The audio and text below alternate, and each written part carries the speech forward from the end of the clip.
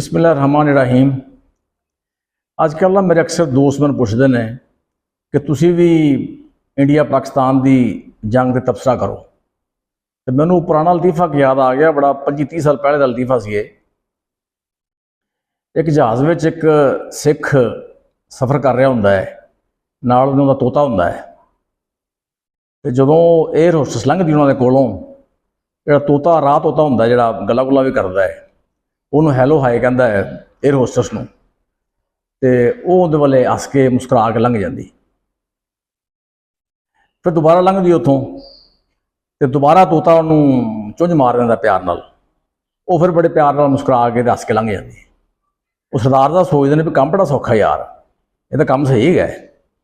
वो जो चौथी पंजवीं दफ़ा लंघदी है तो सरदार साहब उन्होंने चूंडी वड़ देंगे। वो उन्होंने कहती बंदे का पुत्र बनो सरदार साहब, की चपला मारते पे जे। खैर वो चली जाती गुस्सा करके। वो फिर लंघदी तो सरदार साहब फिर चूड़ी वड़ देंगे। वो जाके कैप्टन को दसदी है, कैप्टन उत्थे बैठ मीटिंग करते हैं तो फैसला करते हैं भी इनू सरदार साहब को चुक के जहाज़ बाहर छड्ड दे। वो गार्ड शार्ड आ जाते हैं, वो चुक के जो बाहर छड्ड लगते हैं तो तोता पुछदा है सरदार साहब को, कहना सरदार साहब उड्डण का वाल आंदा जे? आंदा नहीं।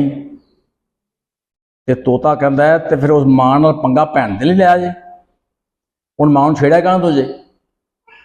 तो सरदार साहब पुछते हैं, कहते हैं कि यार तू भी तो छेड़िया सी ना। वो कहता अन्नी दिया, मैनूं तो उड्डण दा वाल आंदा है, तू उस मां नूं भैन देनी सी।